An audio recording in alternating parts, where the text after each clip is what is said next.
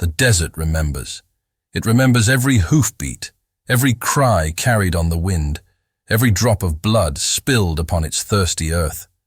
That evening, the sky was painted in bruised colors, red bleeding into violet, violet dissolving into a long strip of black where the stars already trembled. Out along the San Pedro Valley, the horizon stretched endless, and at its edge rode a man named Elias Boone. He was 35, his frame worn lean by ranch work and silence, his jaw unshaven beneath a sweat-stained brim. The world had made him old before his years. Folks in the nearby town said he was dangerous, said the gun at his hip carried stories better left untold. They didn't speak it to his face, but they whispered it enough that Elias carried the weight of their judgment like a stone in his chest. So he kept to himself. His cattle dotted the ridges like scattered shadows. His cabin stood weathered and alone. And the only company he trusted was the creak of leather under saddle and the lonesome cry of coyotes after sundown. But fate has a way of slipping into a man's life like a knife between ribs. Sudden, certain, impossible to ignore. That day, Elias was riding fence when he saw smoke curling into the sky. Not homesteader's hearth smoke, not prairie fire, something darker. He spurred his horse and rode hard.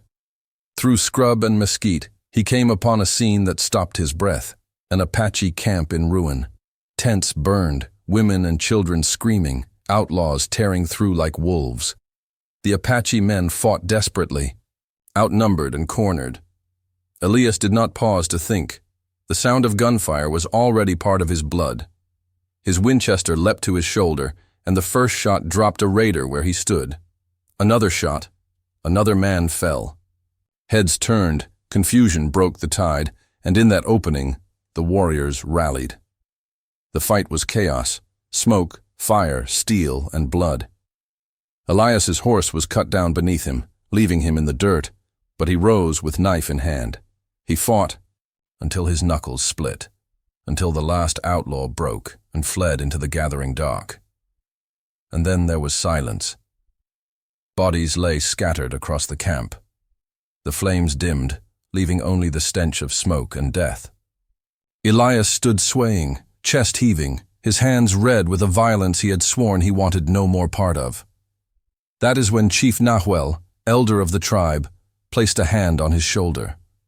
The old man's eyes were heavy stones, filled with grief, yet carrying a calm that seemed carved from the earth itself. "You saved my people," he said, voice low and steady. Then, after a long pause that seemed to weigh more than the desert sky itself, he added, "Now I give you my daughter as wife." The words struck Elias harder than any blow. From among the survivors stepped Ayana. She was near 30, tall, her bearing proud despite the smoke staining her face. Her hair fell long and black as a midnight river, her eyes steady as thunderclouds. She looked at him without fear, without softness, as though measuring the soul behind his worn features. Elias's throat worked. He wanted to protest, to say he was no man for a woman's trust. His past was a ledger filled with blood. She deserved far better. But the elder's gaze was unbending, and Elias, bound by a respect he could not name, only bowed his head. The days that followed pressed heavy as summer heat. Ayana came with him to his ranch. She carried little, a woven blanket, a carved flute, a pouch of herbs tied with rawhide. She did not ask for welcome. She simply entered the cabin, her steps light but sure, and began setting things in order. Elias worked outdoors, as if distance could ease the strangeness. He fixed fence lines, hauled water, mended harness. From the corral he heard her within, her movements gentle but constant, sweeping dust from corners he had long ignored, tending the hearth, humming songs in a tongue older than the land itself. In town, the whispers sharpened. When Elias came for supplies, stares followed him like shadows. Mothers pulled children closer, muttering words meant to wound. Savage, squaw, he's lost his mind. Men spat tobacco, and called him a fool for bringing an Apache woman under his roof. The venom seeped back to Ahayana too. She bore it with quiet dignity, though Elias caught the glint of unshed tears in her eyes when she stitched by the lamplight.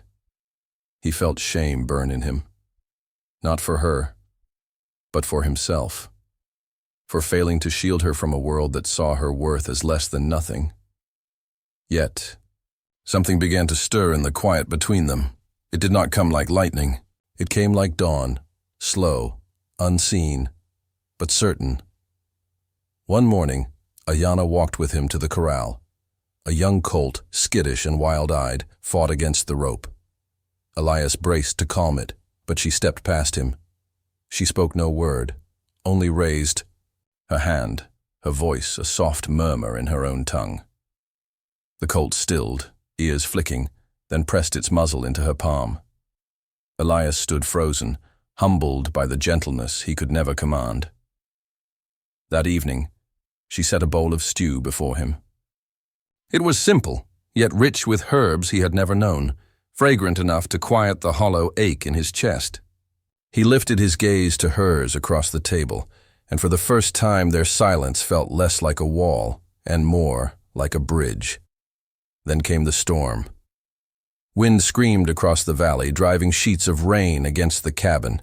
The cattle broke through, the fence scattering into the flood-soaked dark.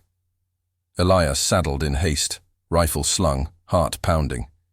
As he swung into the saddle, Ayana's hand caught his arm. She draped her blanket over his shoulders, her eyes burning steady in the lantern glow. And in the clearest English he had yet heard from her lips, she said, "Come back." 2 words, nothing more. But those words followed him through the rain, through the wild chase across drowned flats, through the struggle to drive panicked cattle back to safety. And when at last he returned, soaked and shivering, she stood waiting in the doorway with a lantern lifted high. That night Elias lay awake staring at the ceiling, the storm's echoes fading. He realized, with a quiet that filled his bones, that, for the first time in years, he no longer dreamed of the men he had killed, nor of the shame the town chained to his name. Instead, he thought of her eyes, her hands, her strength, the blanket around his shoulders. He thought of Ahyana. But peace is never left unchallenged. Gossip had grown teeth. Rumors swelled like thunderheads over the ridge, and soon they would find their way to Elias Boone's door. The desert has its own kind of night song, a hush so deep it feels as though the stars themselves are holding their breath. Elias Boone woke to that hush breaking. First came the distant thunder of hooves. Then the rough-hewn shouts of men carried, on the wind, jagged against the silence. He rose from his bed in an instant, hand already reaching for the rifle by the door. On the porch, lantern light quivered in his grasp. Down the trail, a line of torches advanced like fireflies caught in anger's fist. The closer they came, the more faces he knew. Neighbors, ranch hands, men he had traded with. But tonight, they were something else. A mob sharpened by fear and hate. At their head rode Silas Crowley, foreman of the stockyard, a man with a heart like dry brush, quick to burn. His brother had died years ago in a shootout where Elias's bullet had found its mark. That wound had never closed. "Boone!" Silas's voice cracked through the night. "Bring out that squaw. This valley don't need her kind, and we sure as hell won't suffer you keeping her here." The men behind him jeered, their torches, tossing shadows across the ranch yard. Elias felt Ayana's presence behind him, silent and strong as a mountain shadow. He wanted to tell her to stay inside, to shield her from the ugliness that had gathered at their gate. But when he turned, she was already stepping past him. The torchlight kissed her face, sharp against the darkness. She stood tall, unflinching, her chin high. She did not need words. Her defiance was carved in the very way she met their stares, steady as stone. The mob howled louder, insults lashing like whips. Elias raised his rifle, the barrel glinting under lantern glow. "No man lays a hand on her," he said, voice low but carrying. Silas sneered. Or what? You'll cut us down one by one? Ain't you already taken enough lives, Boone? This is the last mercy you'll get. The words dug deep, reopening scars. Elias thought long buried. Yes, his hands were stained. He had lived by the gun, carved his way through smoke and death. The town would never let him forget it. But tonight was different. He wasn't standing for himself. He was standing for her. For the quiet acts that had mended the torn fabric of his soul. Her blanket draped across his shoulders in the storm, her hand steadying a wild colt, her eyes that did not look through him but into him. So he leveled the rifle at Silas Crowley. The mob shifted. A ripple of unease passed among them. They had come hungry for spectacle, not for blood drawn under starlight. The desert held its breath. Horses pawed the dirt. Fire crackled. Ayana's hand brushed Elias's sleeve, not tugging, not warning, only steadying. A touch that said, "You are not alone." And then another voice cut through the night. From the darkness rode Chief Nahuel, flanked by 3 Apache warriors. Their arrival was silent as rain before it falls, yet their presence struck like thunder. The elder sat tall in his saddle, his face a mask of weathered stone. "You call her savage," Nahuel said, his words rolling like distant drums. "Yet it is she who brings life, where you bring only hate. She is daughter of my blood, but also woman of her own choosing, and this man beside her is not yours to judge." The mob faltered. Torches wavered in uneasy hands. The men glanced, from one another to Elias, then to Ayana, then to the elder, whose voice seemed to draw power from the earth itself. Silas's sneer quivered. The certainty in him cracked, leaving only bitterness. He spat into the dust, jerked his reins, and turned his horse. "This ain't over, Boone," he muttered. One by one, the others peeled away, their anger bleeding into silence until only hoofbeats faded into the distance. The ranch yard lay quiet once more, the stars watching with solemn eyes. Elias lowered his rifle. His breath shook free, leaving him hollow but unbroken. He turned to Ayana. Her hand still rested lightly on his arm. When their eyes met, the distance that had stretched between them since the night of the fire collapsed into nothing. No vows spoken, no declarations shouted against the sky. Just the truth shared in the silence between them, that whatever lay ahead, they would walk it together. The days that followed unfolded like a slow healing. Elias rose before dawn, not only for cattle, but for the sound of Ayana's flute at first light, her music winding with the meadowlark's call. He found himself learning her language one word at a time, fumbling, failing, and trying again. Each attempt drew laughter from her lips, not cruel laughter but warm, a music all its own. They worked side by side at the riverbank, washing clothes, mending nets. Their reflections shimmered in the current, 2 lives braided into one. At night, they sat close by the hearth, saying little. Words were no longer the bridge they needed. Elias carried himself differently now. When he rode into town, he did not stoop beneath the weight of whispers. Some folks still muttered. Some still spat. But others lowered their eyes in shame or simply looked away. In time, even the gossip grew quiet.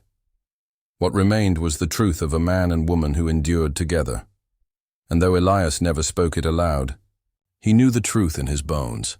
Ayana had given him back the one thing he thought lost forever, his dignity. Years later, if you were to ask Elias Boone what saved him, he would not speak of the Winchester rifle, nor the night he faced down a mob. He would not name the battles fought or the scars carried. He would tell you of smaller things, of a woman who stitched torn fabric by firelight, of a blanket placed across his shoulders in a storm, of 2 words spoken clear in the dark. Come back. He would tell you of Ayana. And perhaps, friend, as you listen to this tale, there is something here meant for you too. That dignity is not handed down by the crowd that judges us, nor is it carved in the scars of the past. That love does not thunder. It gathers, slow as water through stone, patient as dawn, and that sometimes salvation does not arrive with trumpet or fire, but in the quiet grace of another soul choosing to stay.